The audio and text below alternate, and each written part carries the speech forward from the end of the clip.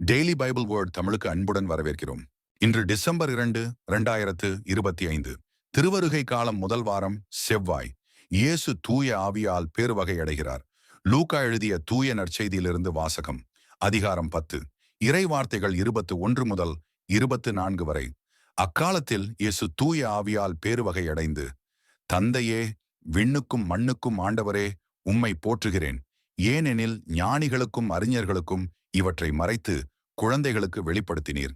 ஆம் தந்தையே, இதுவே உமது திருவுளம் என்றார். என் தந்தை எல்லாவற்றையும் என்னிடத்தில் ஒப்படைத்திருக்கிறார். தந்தையை தவிர வேறு எவரும் மகனை அறியார். தந்தை யார் என்று மகனுக்கு தெரியும்.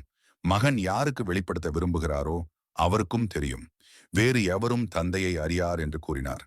பின்பு அவர் தம் சீடர் பக்கம் திரும்பி அவர்களிடம் தனியாக, நீங்கள் காண்பவற்றை காணும் வாய்ப்பு பெற்றோர் பேறு பெற்றோர். ஏனெனில் பல இறைவாக்கினர்களும் அரசர்களும் நீங்கள் காண்பவற்றை காண விரும்பினார்கள், ஆனால் அவர்கள் காணவில்லை. நீங்கள் கேட்பவற்றை கேட்க விரும்பினார்கள், ஆனால் அவர்கள் கேட்கவில்லை என நான் உங்களுக்கு சொல்கிறேன் என்று கூறினார். இது ஆண்டவரின் அருள்வாக்கு. இறைவா, உமக்கு நன்றி. தினசரி நற்செய்தி வார்த்தைகளுக்கு daily Bible words Tamil channel subscribe பண்ணுங்க. இந்த வீடியோவை லைக் செய்யவும், ஆமேன் என்ற வார்த்தையை பதிவு செய்யவும் மற்றும் உங்கள் நண்பர்கள் மற்றும் குடும்பத்தினருடன் பகிர்ந்து கொள்ளுங்கள். கடவுள் உங்களை ஆசீர்வதிப்பாராக. ஆமேன்.